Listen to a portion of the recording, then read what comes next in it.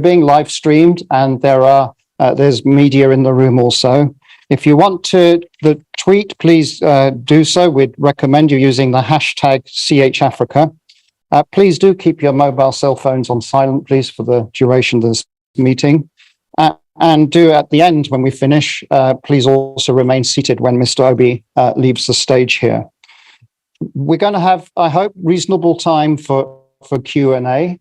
I will only overrun by maximum of 10 minutes because it should be equal courtesy to each candidate who has spoken here.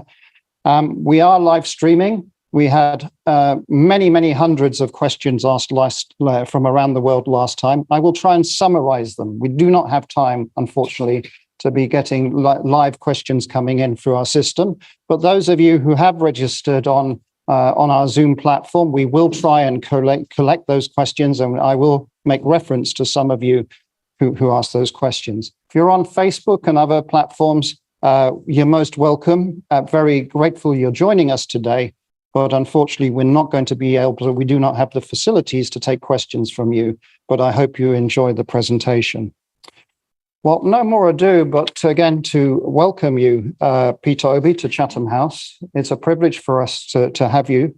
And I myself am very much looking forward to hearing about your vision for policy change and institutional reforms in Nigeria. Nigeria is a central part of the work of this institute, which is why we are having Nigeria Week here this week.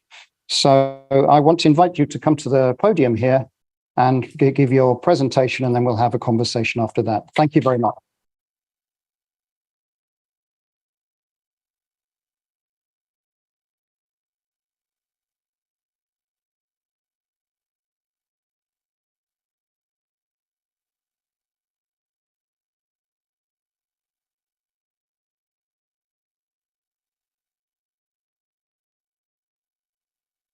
Thank you, Alex.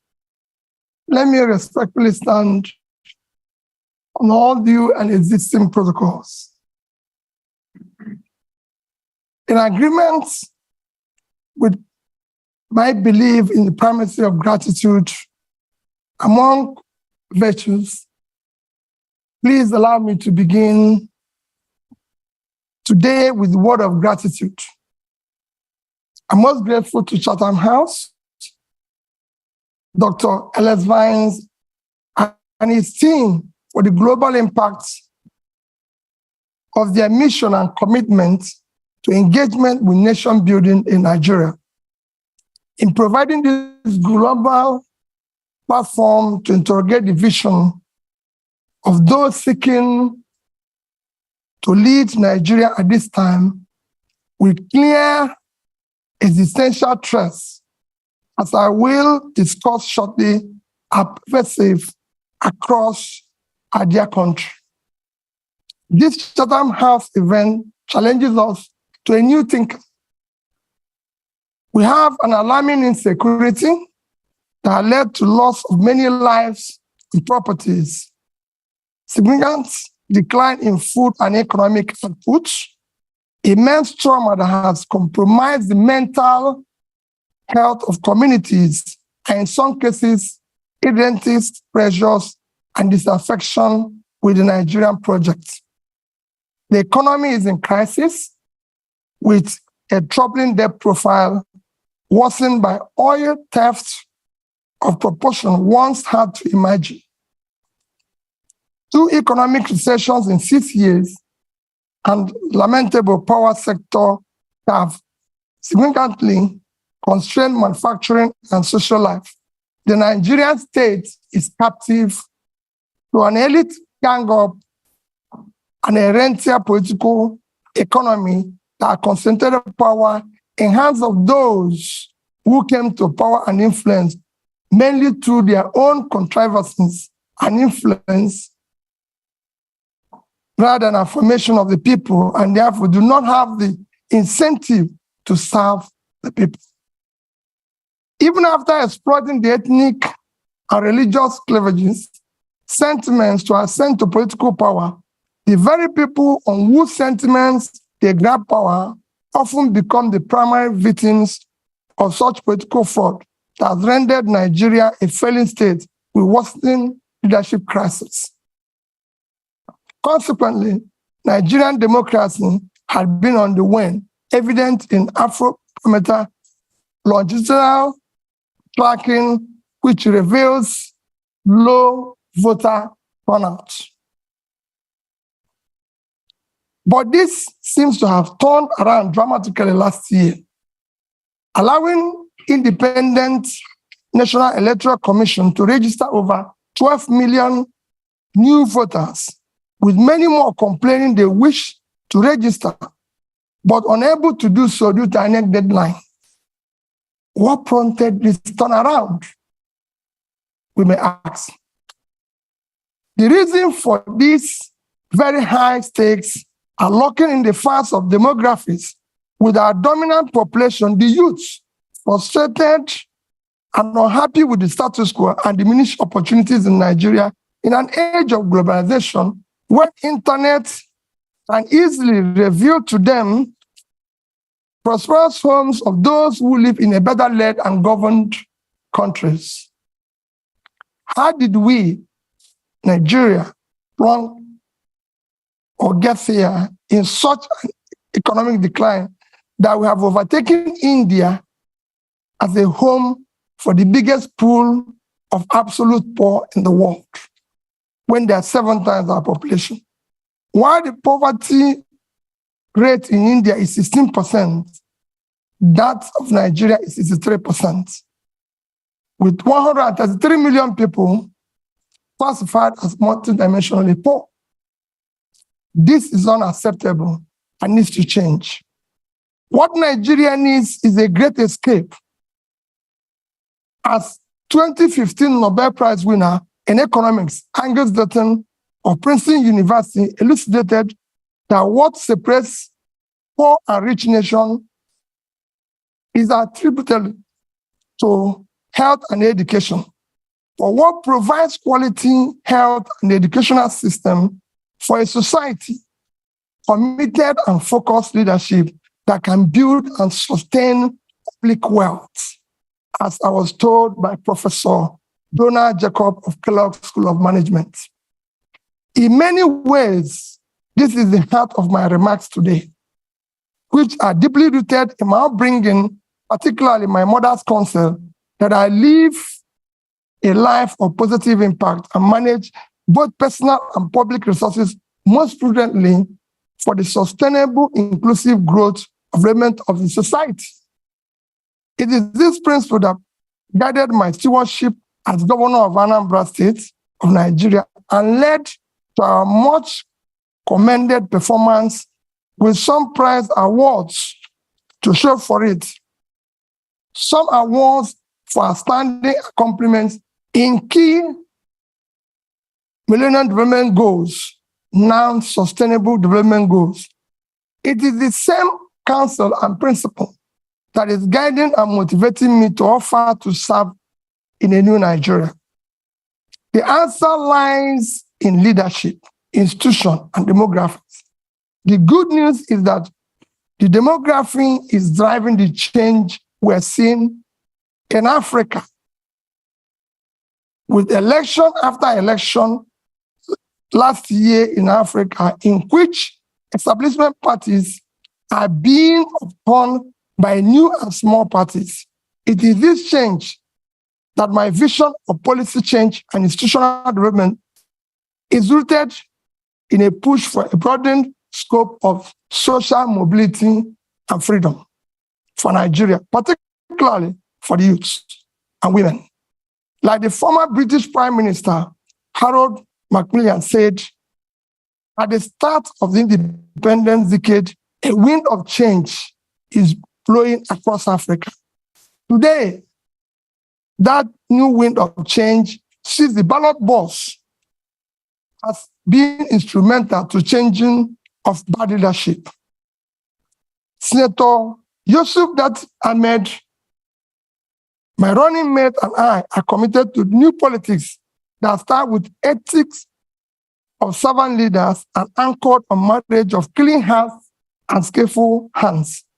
We know that unless we change the politics by changing the political leadership, we are stuck in this terrible state of underdevelopment and misery.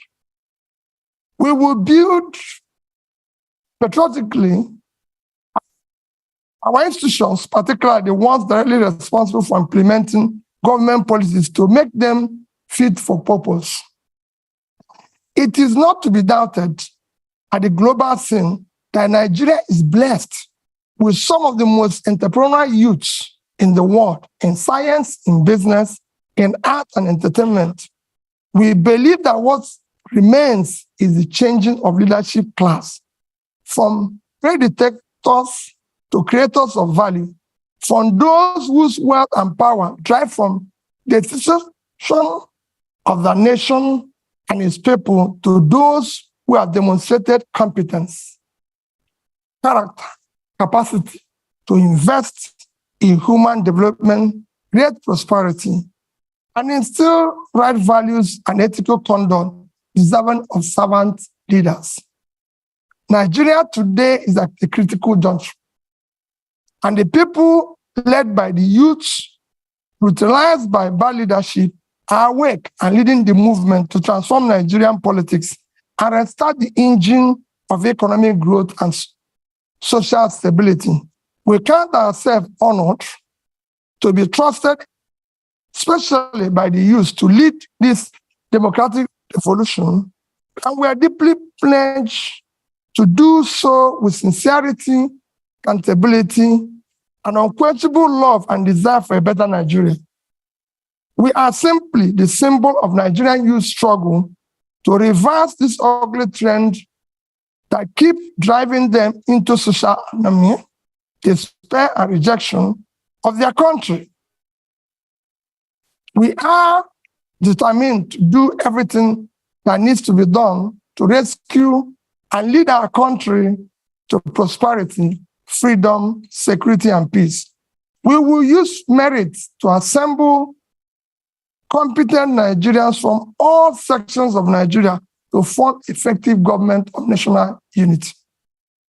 At the heart of my goal here today is to look at our Labour Party's key policy plans and how they will drive up the quality of life of average Nigerian, dramatically reduce poverty, and return Nigeria to a place of strategic relevance in a world that needs a thriving and well-governed Nigeria, stabilizing the continent of Africa, making it high-value add for a planet impaired by environmental challenges, terrorism, and inequity. Also plan to speak on institutions and how the leadership we offer can facilitate the evolution of stronger institutions with the rule of law a key anchor to nation building in Nigeria. I have no doubt that the policy choice we favor and the strong institutions Labour Party will facilitate will move Nigeria from a country of rent seekers sharing oil receipts and consuming conspicuously to the one that produces based on vast factor endowments whose value chains can move us towards a high employment economy. We will turn our youth budget to a democratic dividend rather than today's harvest of time bomb of violence, insecurity from uneducated, unemployed, and marginalized youth. This forms the first and most important trust of our government priorities, without which the rest will not be achieved. To secure Nigeria, end banditry and insurgents, and unite our dear nation to manage our diversity such that no one is left behind. The growing insecurity you see in Nigeria today is not because the enemy is formidable. It is not a lack of focused leadership, ineffective security government structure, and poor coordination from the center. All this needs to be addressed by first projecting strong leadership, signal that will allow both state and non-state actors to be mobilized around single vision. Then, by pursuing a robust reform of the security governance structure, coordinating mechanism that assures all levels of government, federal, state, local, with three-level policing are aligned with strong collaboration with partners from both private and development groups to provide required services and deliver results for every Nigerian. Once this is done, it is important to have a single, clear, coherent, consistent development process. It is important for institutions to be able to provide strong leadership, coordination, capability, partner, and engage collaboratively with all relevant stakeholders in an environment that mutually reinforces values. The second plank of our policy trust is to shift emphasis from consumption to production by running a production-centered economy that is driven by agrarian revolution and export-oriented industrialization. With about 70 million hectares of arable land, we will pursue an agricultural revolution through proper segmentation of Nigerian to activate and harness factor endowment of different parts of the country for both rapid and mechanized agricultural development and as a pillar for Nigerian other sectorial development and industrialization. We will incentivize and invest in an agro-cluster and industrial cluster development across our geo-resource zones to take advantage of agglomeration and scale effects of particularly in the Northwest, Northeast, and North Central regions of Nigeria. We will dredge both River Niger and River Benue, build dams massively to support planting of economic trees across the country for local usage, poverty and elimination, export and revenue generation. A key task is to sequentially but decisively dismantle the inefficient and anti-market distortionary structures restraining Nigerian economy from creating a precondition for a dynamic pro-market economy. We will employ entrepreneurial governance to dismantle impediments to free trade and ease of doing business, and implementing radical economic policies that will drastically reduce our debt service, a major drain to government revenue as it is today. Our micro, small, and medium-scale enterprises will be robustly supported. Further borrowing must be strictly for productive purposes and not for consumption.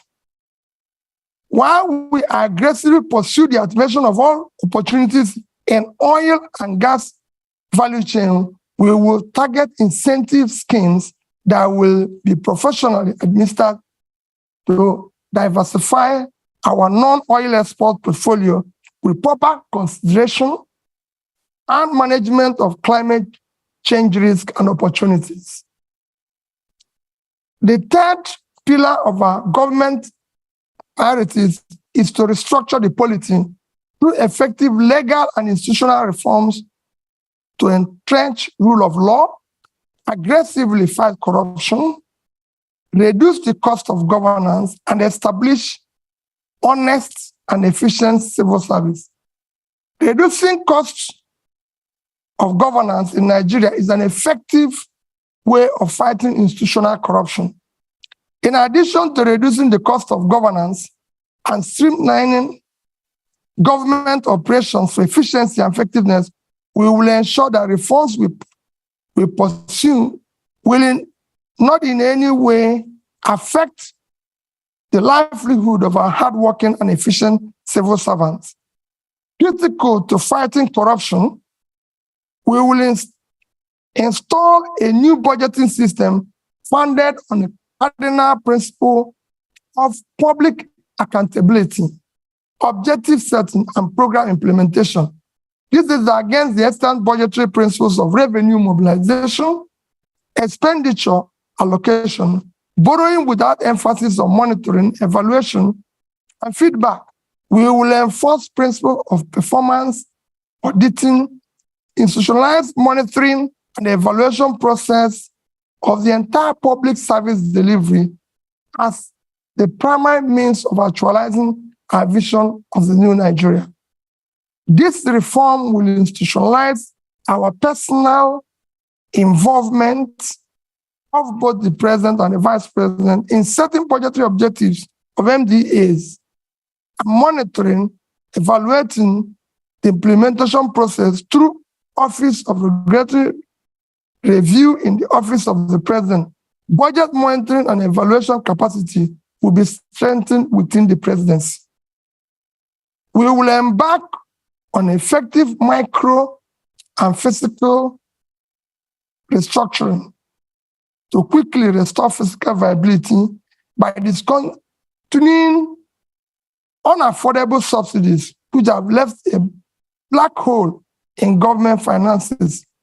Fiscal and monetary policy will be properly coordinated with each conventional tool transparently instead of distorting markets in favor of privileged few. For instance, an avoidance of doubt. We will collaborate with Central Bank of Nigeria for a transparent liberalization of our foreign exchange market and dismantling of OPEC multiple exchange rates. Regime which effectively subsidies few privileged persons.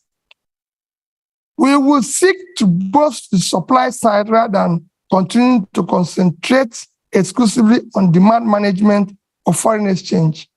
When unaffordable subsidies are removed, some carefully calibrated transfers will be used to cushion adverse effect impact on economically weak.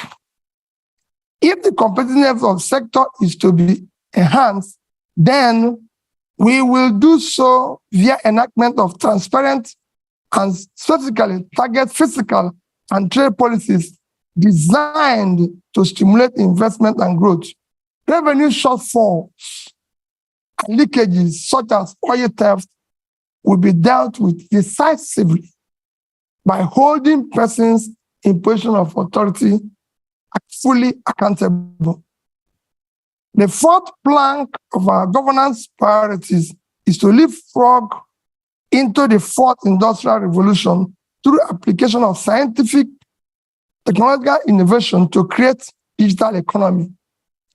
Building on the gains of agriculture-led manufacturing and export, we will pursue development of knowledge and skills to leverage on the emerging disruptive digital technologies, automation, Internet of Things, artificial intelligence, robotics, virtual reality, blockchain technology, biotechnology, and data science, all of which are the heart of the fourth industrial revolution. The fifth plank of our government priorities is to build expansive infrastructure for efficient power supply, rail, road, and air transportation, and pipeline network through integrated public-private partnership and entrepreneurial public sector governance. Our solution to the perennial power problem in Nigeria is comprehensive and is well covered in our manifesto. We will ensure that we deal with the issue of transmission distribution. However, we will immediately complete a 2.3 billion Nigeria Siemens network improvement deal to achieve a stable 7,000 by the end of this year, 11,000 megawatts by 2024, and 25,000 megawatts by 2025. We will support local manufacturing capacities and power technologies and encourage and expand local R&D in universities, training centers, and workshops, through which many jobs will be created. Our sixth priority program is to enhance human capital development of our youth for productivity and global competitiveness through investment in education, in research, quality health, and entrepreneurial education. The World Bank Human Capital Development Index ranks Nigeria 168 over 173. To move Nigeria right to the top bracket of the index, we will pursue a Marshall Plan type program on education that incorporates compulsory technical and vocational skills, sports, entrepreneurship, programming, digital skills from primary to secondary school level. In line with this commitment to transform our educational sector, we will prioritize funding of this critical sector. Our tertiary institution will be remodeled to serve as hubs and centers of research, development, and commercialization of ideas for quick industrialization of Nigeria. Finally, our seventh priority is to conduct an Afrocentric diplomacy that protects the rights of Nigerian citizens abroad, advances the economic interests of Nigerians and Nigerian businesses in a changing world. In concluding, let me say that the problem with Nigeria is at once complex and simple. It rests on leadership. As our erudite Professor Chinua Achebe stated, the trouble with Nigeria is simply and squarely a failure of leadership. In Achebe's view, there's nothing basically wrong with Nigerian character. The Nigerian problem is the unwillingness or inability of its leaders to rise to the responsibility, to the challenge of leading in the front by example, which is the hallmark of true leadership. When people of competence, character, commitment, compassion take over the leadership and pursue their mission and tasks with seriousness required, a new Nigeria characterized by peace, unity, prosperity, inclusiveness will be achieved and sustained. That is what driving Dati, Baba Ahmed, and I to join to offer to lead this desire and crusade of Nigerian, particularly the youth, for an inclusive and sustainable Nigeria that works for all. In line with my upbringing, especially my mother's counsel, my promise is that Nigerian resources will be most prudently used for Nigerians. And as Commander-in-Chief, I, Mr. Peter, will sincerely pledge that our path with Nigeria will be diligently pursued to create a new Nigeria characterized by sustained and inclusive growth and development for all. Thank you, and God bless all of you.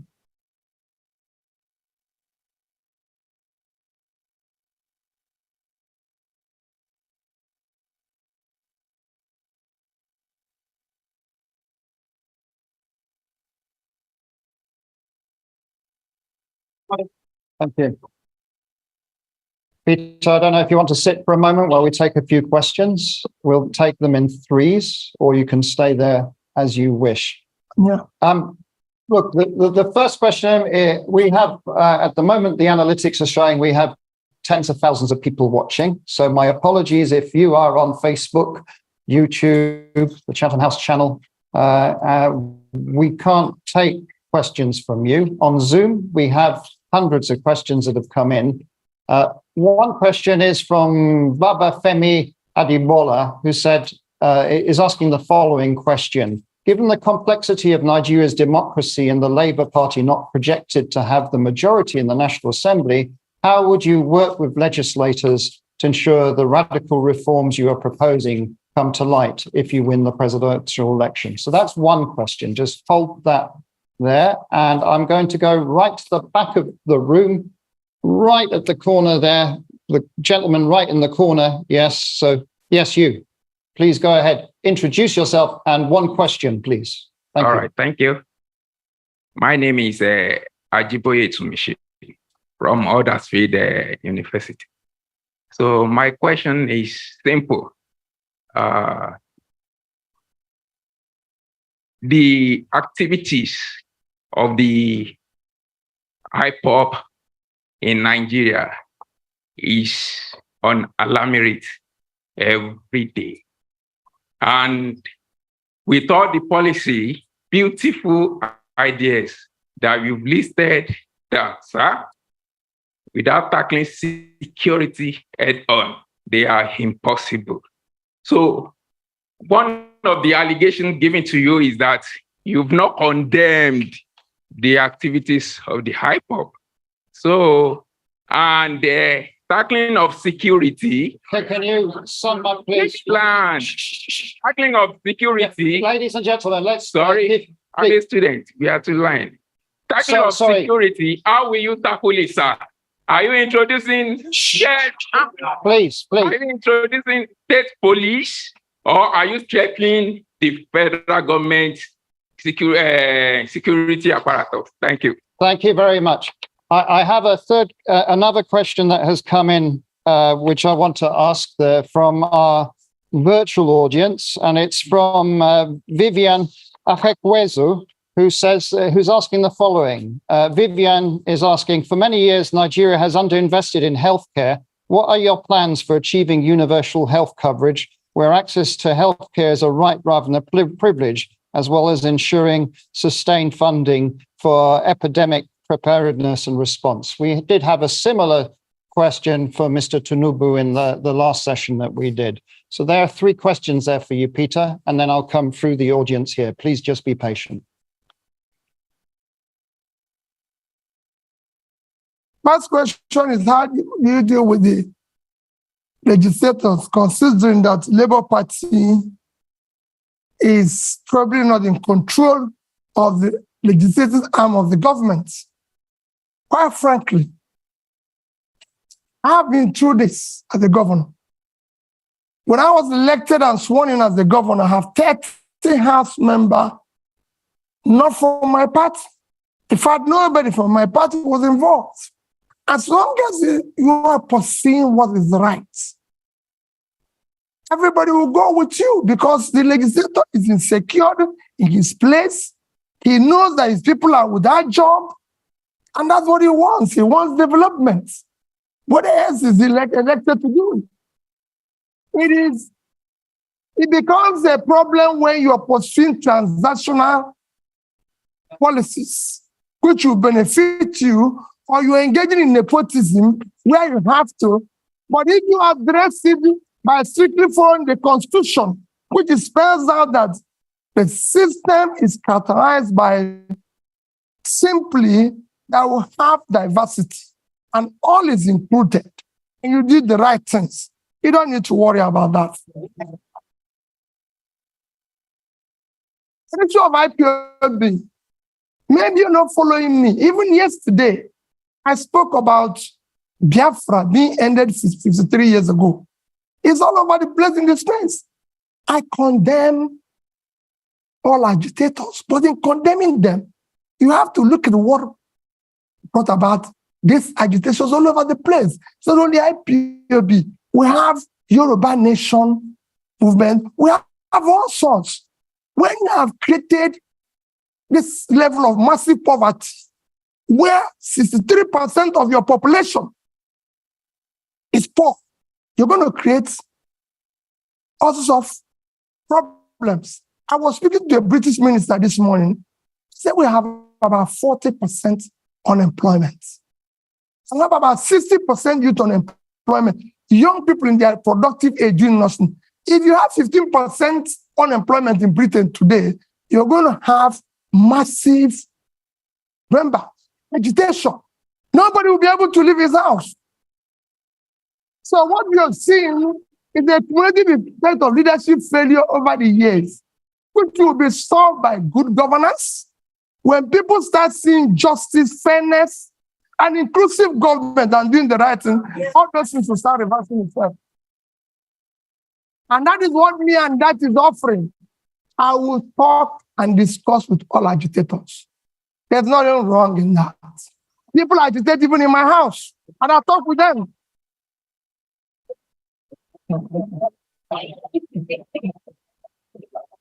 So I'll deal with everybody. I'll show you of that. Don't worry about that. On the issue of health, yes, we have a problem with health. We have underinvested, and because our government have not prioritized our development agenda, everybody knows that the only measure of development as recognized globally today is Human Development Index. And this is hanged on 3 items: life expectancy, which is health.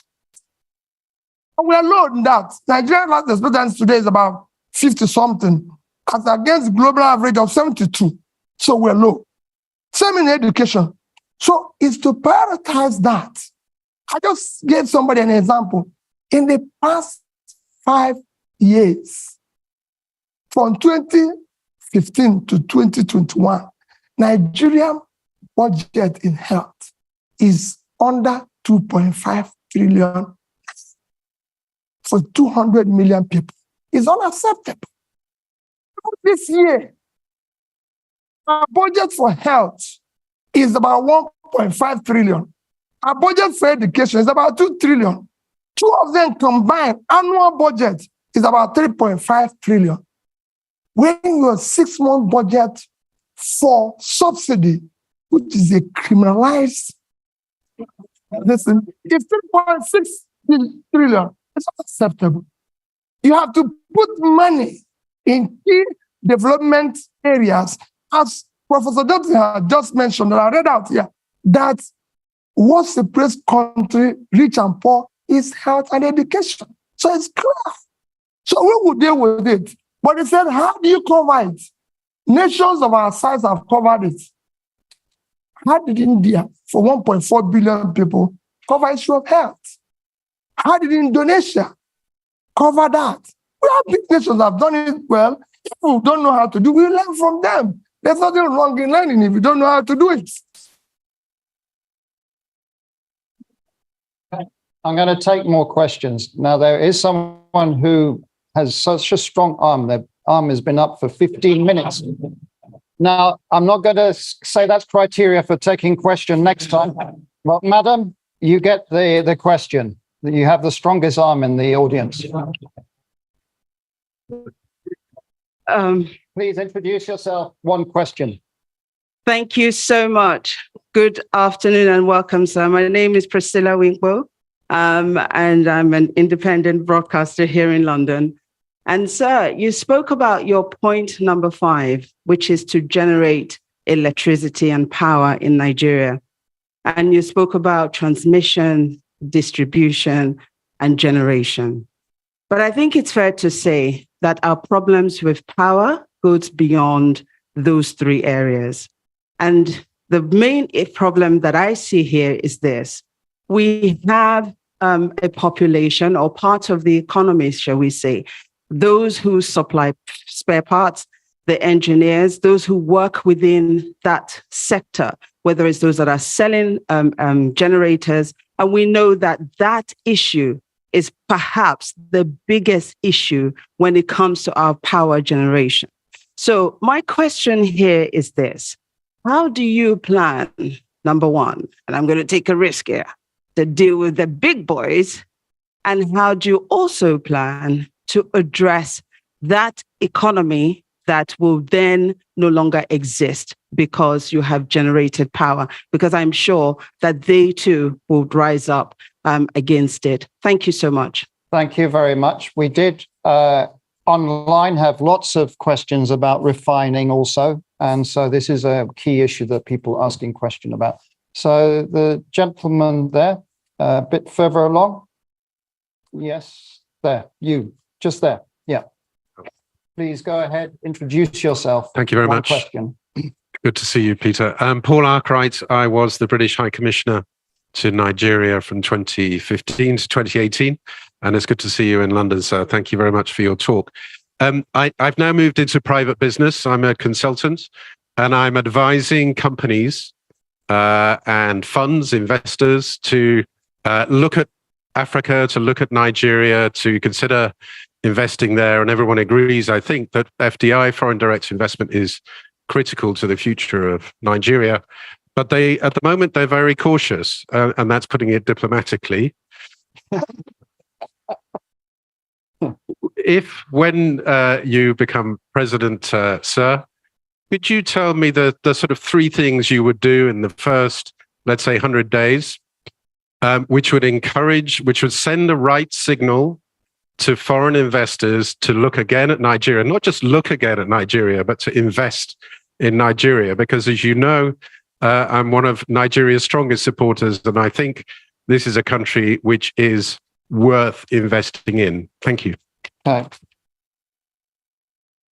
And I will come back to this side. The gentleman just there, you sir, just there. No, behind, sorry. You're the lucky one. One question, short, please. Give your name. Good evening. It's William Owomayi, the UK's young ambassador to the Commonwealth and a member of Chatham House.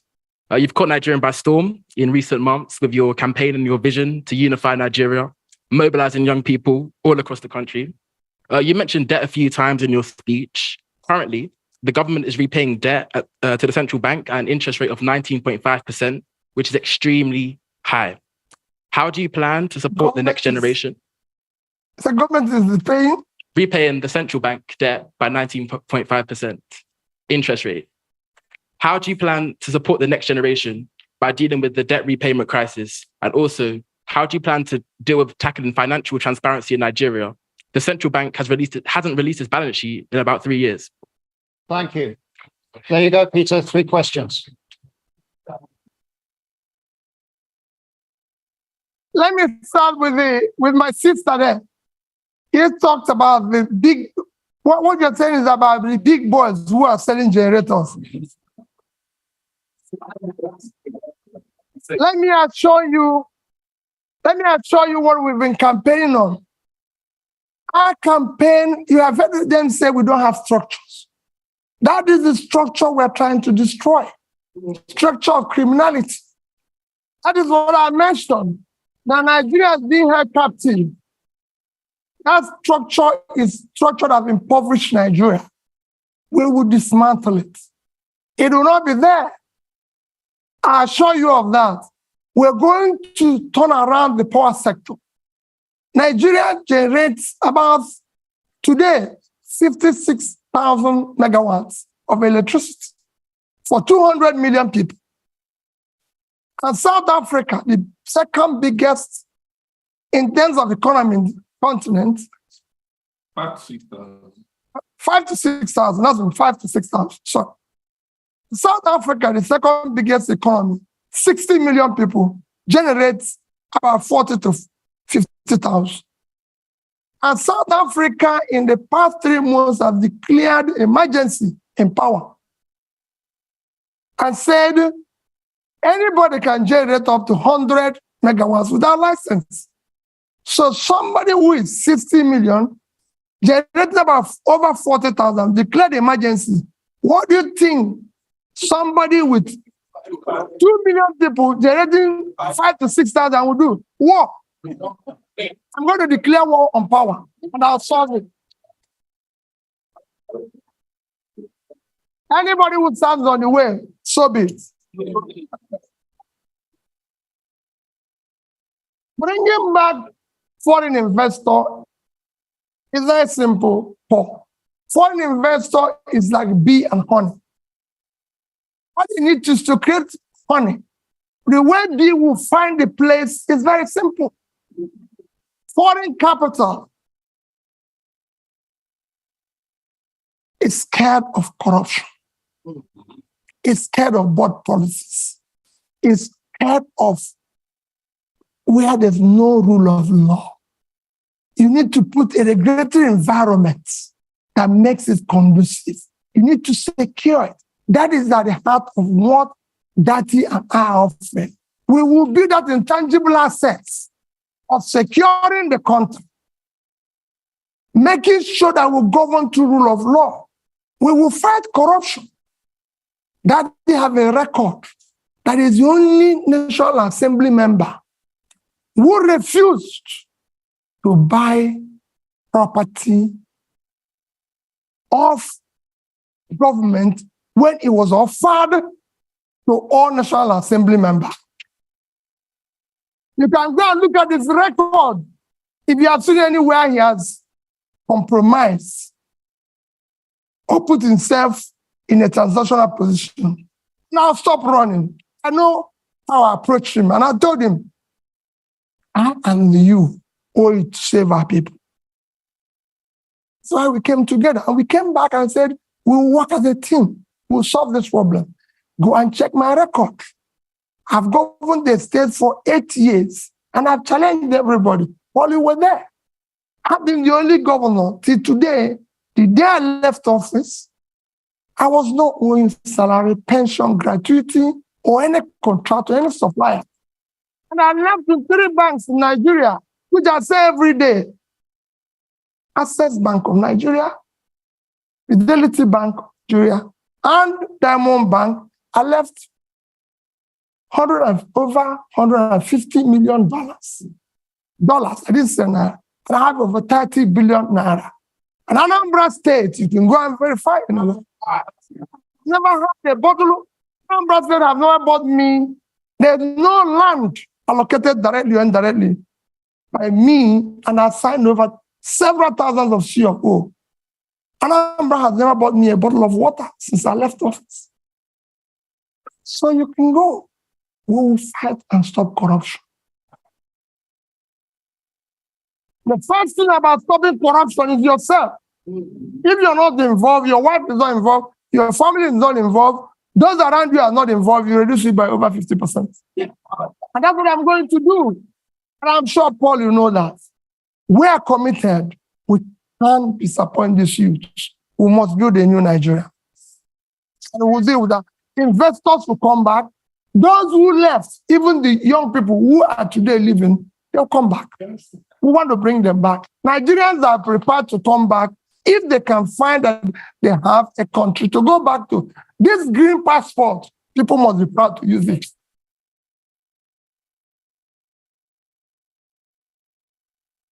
On issue of capital, where do you find money? My young brother, there's nothing wrong in borrowing. Borrowing is a legitimate way of every government I've studied in the world borrow. Even Britain, as we speak, owes over 70% of their GDP. Every government I know lives on borrowing.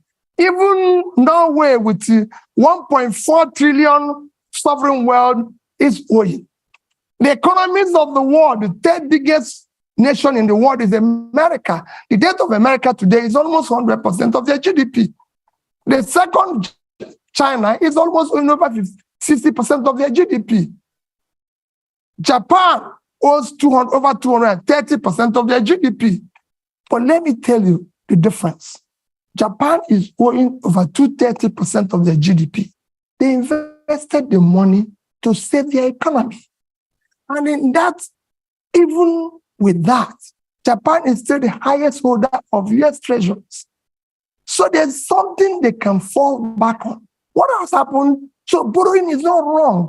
If I have done, I compare 2 countries that have borrowed with Nigeria and how well they've done. But what has happened is that when you borrow for consumption, you have a crisis. Nigeria borrowed for consumption.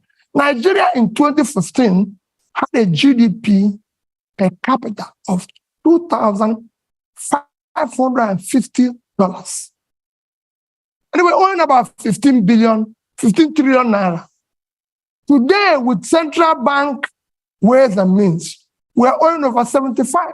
So we have grown that debt by about 400%, but our per capita is 2,000. That means that the money we borrowed was thrown away. So that is what I'm going to revert. We will restructure the debt as it is today. We will restructure it and put it in a long time to be able to pay it. I'm a finance person, that is one. And then we will not say, like I said here, no more borrowing for consumption. We will see borrow, people will see it, will be transparent, it will be for investment. And that's what we intend to do. Countries have been in this situation before. We're not in a situation where other countries haven't passed before. It's a question of showing leadership, and we will be able to solve it. Thank you. I'm coming back. We are now almost around 60,000 people just watching us and sending in questions. So we're trying to be at least a bit inclusive. We have a question from Debo Ademoyo, who is asking, what are your policy ideas on climate change? Do you have a plan for ensuring sustainability in a new government? So that's one question. Then there was a joint question from Miss Etty and Zindi Anthony Levy, and they're asking, insecurity is a major problem. What are your plans in tackling this? What are your plans in terms of security sector reform in Nigeria? I'm going to take two more physical questions in the room. The lady right in the front here. So I'm not going to discriminate with the front rows. Please go ahead.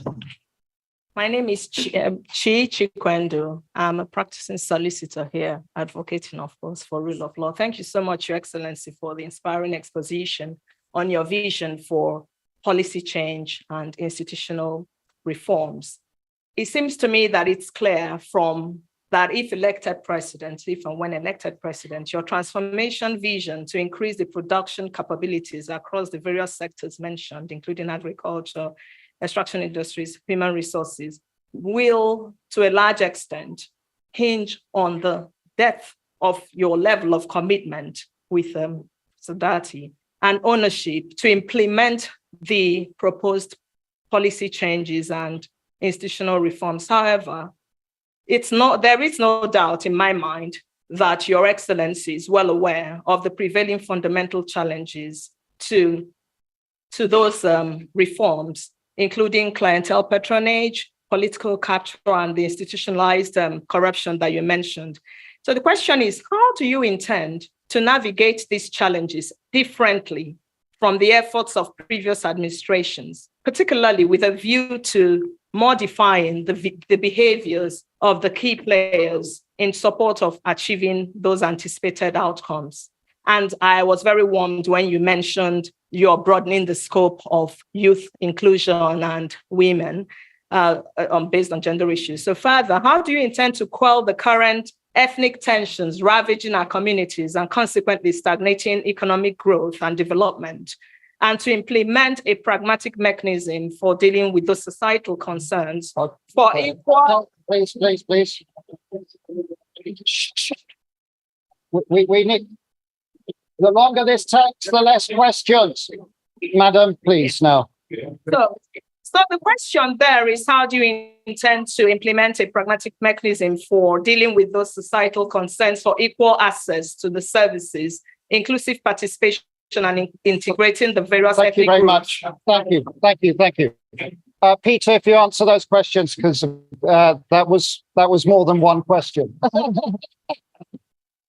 Well, let me start with the issue of, you have, like you said, you have more than one question. I have about two questions. Let me start with the issue of ethnic tension.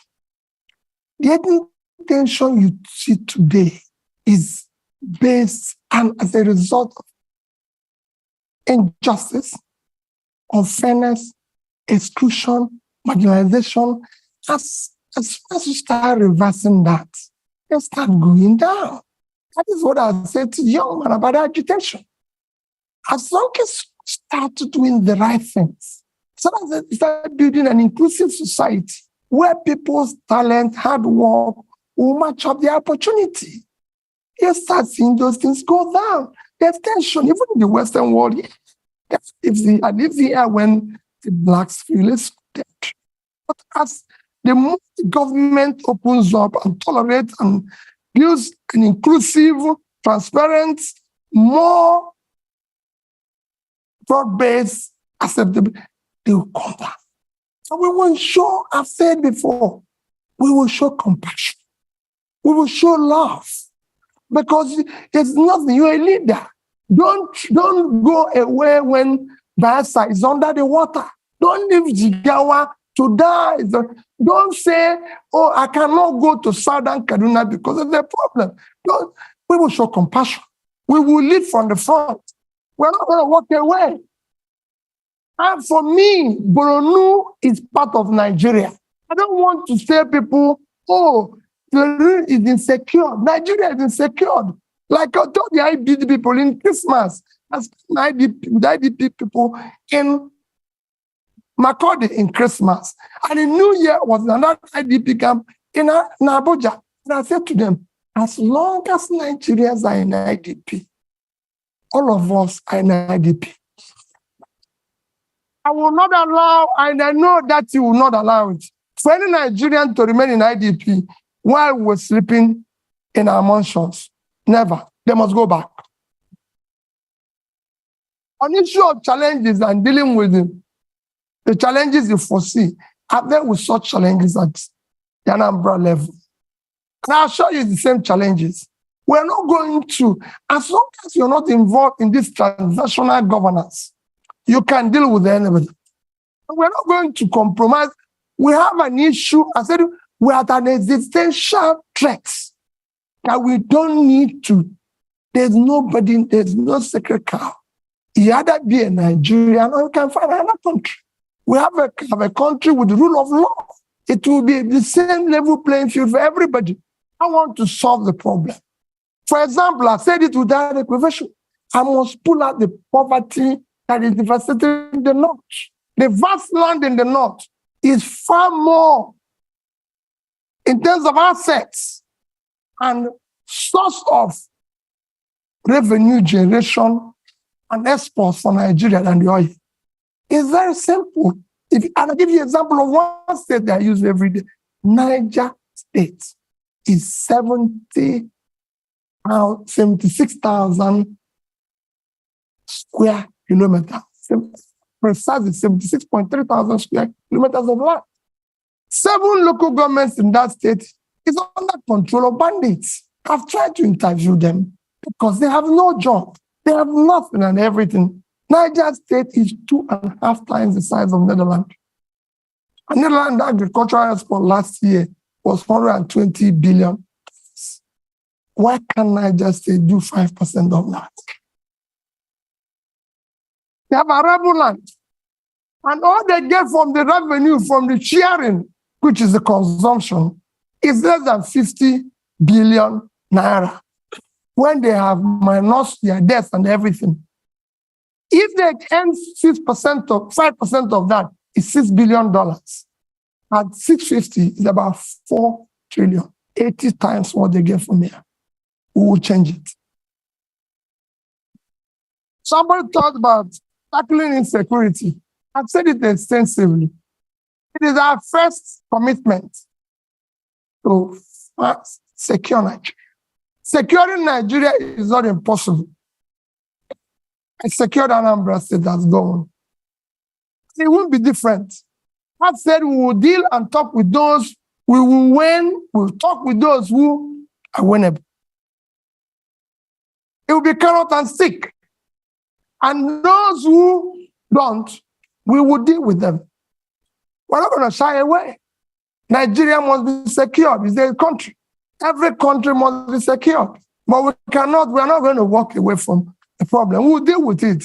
We have our armies and military used to secure Africa. So this is time to go back and resonate that spirit in which they used to secure Africa to secure Nigeria. And we will deal with it. On climate change, I've always said we'll follow the protocol. And I did mention here about issue of things like planting trees, issues of dredging. These are some of the climate change issues, because as you see today, we have a situation where flooding in Nigeria, because we've not dredged River Niger, River Benue, and everything. And I said it consistently. This is not difficult. We've awarded contracts for it in the past. Today, every Egyptian will tell you, no Nile, no Egypt. They have used it to improve the water transportation, which dredging this one will do. It's a long-fighting climate change. They've used it for other means, which we will use the same River Niger and River Benue to do. River Niger and River Benue combined River Niger is 4,200 kilometers long. River Nile is 1,400. River Benue is 1,400 long. So two of them are 5,600. Nile is 6,650. If Egypt, an African country, can dredge, maintain River Nile, Nigeria is big enough to deal with this, and we will deal with it. And I assure you, you see the difference, it will be clear. Other protocols of climate change will follow it. When we find difficult, we will negotiate and talk with other involved in that. We are signatory to it, and it's devastating the world today. So we must follow the protocol. Thank you. The clock is ticking. We're on borrowed time now, but we are going over, as I said. So there's right at the front here, there's a gentleman there. I'm going to take 3 questions, and then I think the clock is going to have had its say. Short and sharp, please. Okay, go ahead. Sure. Hi, good afternoon. My name's Alexis Akwajiram. I'm the managing editor of Semaphore Africa. My question is, if you become the next president, would you seek to keep the current central bank governor or replace him? And please explain your answer. The gentleman in the middle there. Yeah. Please. Go ahead. Good afternoon, and thank you for your remarks. My name is Chibuikem Ugongadi. I'm his master's student at King's College London. And it's funny, actually, my question is related to him. Given the debacle at the central bank currently and their conduct over the past 8 years, what is your view on central bank independence as a tool to improve economic growth? And how will you what will you do about the leadership at the central bank when you become president in order to make sure that their principles are in line with yours on monetary policy? Thank you very much. The lady over there. Yes, madam, you. Yes, but sharp, please. There's a microphone just here. It's next to you, just there, please. Aha. Your Excellency, good afternoon. So my question here is this. You talked about restructuring. As you're aware, Nigeria can barely service its external debt. Nigeria can barely service its external debt. Our current external debt, we cannot service it, or we're finding difficult to service it.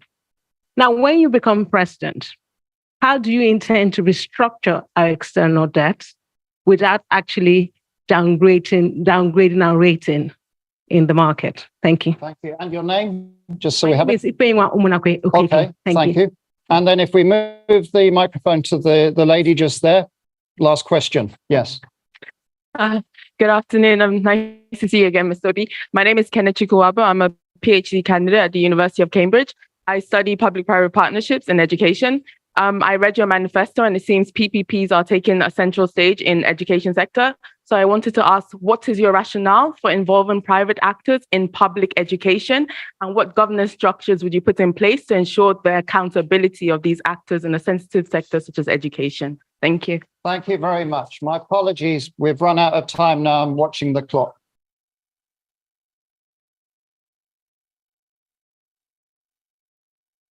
Okay. Alex, I hope you will allow me. There's somebody here that is so keen. When I was coming in, he had a question that is so interested and is like So I told him, if I have opportunity, I will request and answer it publicly. Let me again go. People are talking about the central bank government.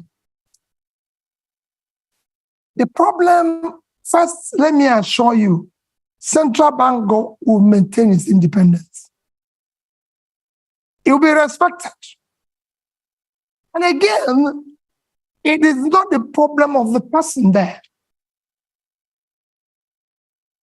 Central bank have a role of monetary policy, if I'm right. Then you have this physical space. It's like a street football. When the person who is supposed to be in the physical space is no longer, it's like you go to a football match and somebody who is supposed to play in a particular wing is no longer there. You find people playing various wings. The weakness of the physical space allows the monetary space to take over and is supporting because there's a weak governance structure. That is why we're able to do what we're doing. What is happening today is happening. So if you're replacing Godwin and putting somebody with that level of physical rascality, which is what is fueling our inflation and even our rate of exchange today. These are some of the things you need to cut. As long as the government continues on that fiscal rascality, that situation will occur. That's what you need to fix. I won't say what will happen. The step is actually coming to an end. So it won't be too long. So that's that. I assure you that we'll deal with that. You asked about PPP in education. I said in Cambridge. Is Cambridge run by British government? Now, I just want to know, because I don't know. When we're talking about PPP in education, we're talking about tertiary education. We're not talking about basic education. We will ensure that basic education is free and we will drive it aggressive because we have 20 million out of school children in the north, which I've said we will deal with decisively because those children mostly have learned Quran, which means they're intelligent. We'll meet them at the point of learning Quran and teach them skills. For the tertiary education, we must find a way to fund it in a collaborative way, public partnership, in order to be able to ensure that 4 years will be 4 years, not what is happening today. That's what we mean by that. And it will be, you'll see, it's a win-win situation. That's it. No, not the basic. It won't be the basic. Then, issue of barely servicing our debts. We're not, I've said it before, we're not the only country that have gone through this. Once we move from consumption to production, what we're going to do first is that what you see today, we're inability to service our debts, is because of fiscal rascality. You're paying unsustainable subsidy, which will stop from day one because it's criminal thing. You're no longer generating money because they're stealing oil. And the only people who can steal oil are people in government, because ordinary people cannot steal oil. You can't put it in your pocket. It's something that you come with sheep. So all those, and you stop corruption, the waste, everything. And you go to seek to ensure that the revenues of government are. These are things, when you have tightened all the leakages and waste, you'll be able to increase your position and you negotiate to be able to service them. Just to give you an example, Nigeria is today the only OPEC nation, apart from Venezuela, because of fashion, that is not meeting up its quota. Because over the years of oil theft, the multinationals and everything have not been invested, coupled with the theft and everything. You're not realizing what you're supposed to. Every other nation that is in the same condition was able to bring down their rates and inflation within this period of Ukraine war. I'm not saying it's good to wait for war to be able to get more revenue, but people are taking advantage of it, because it's there. And you can't run away from it. But we couldn't take that advantage. Our situation got worse because of poor management of our own physical space, which will change without an eye. And finally, like I said, somebody kept telling me that issue that people have been saying that if I become president, that there's issue of being, how do I say, what word do they use? Stingy. Pat knew the question of stingy. How are you going to manage? Because they said you'll be stingy and everything. Let me say it publicly that people don't know what it is all about. The heart of poverty is capital formation. And you can't go about capital formation without savings.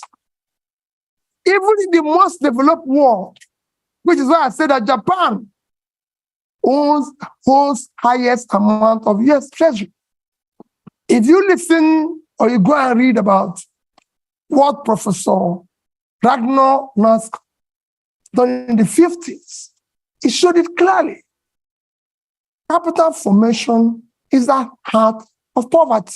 Without capital formation, you have low productivity, low income, and you produce poverty all over the place. What I was doing as governor, I was the best governor in Millennium Development Goals by the UNDP. You can go and check that.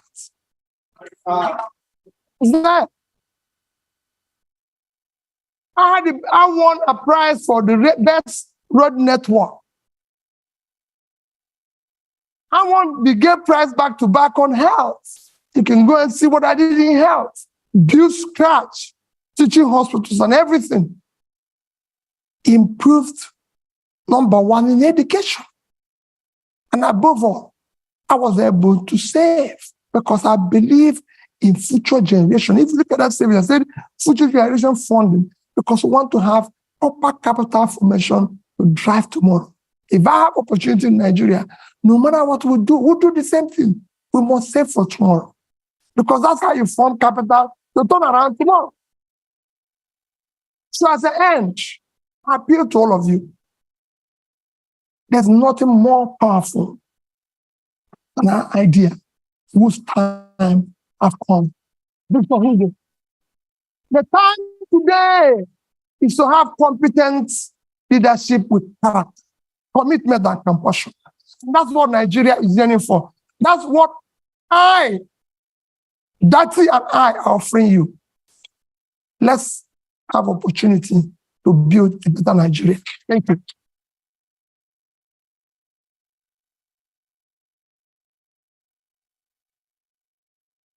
Thank you.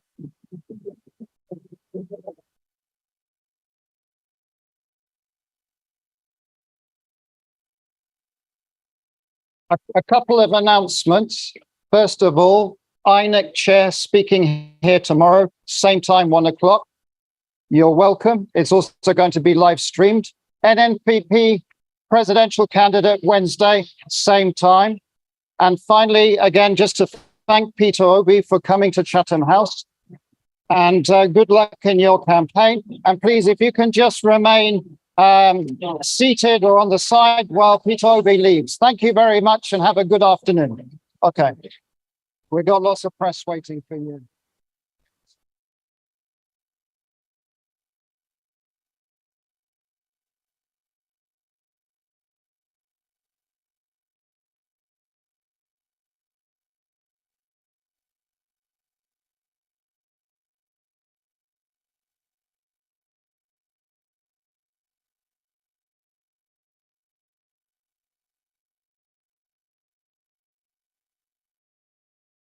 you.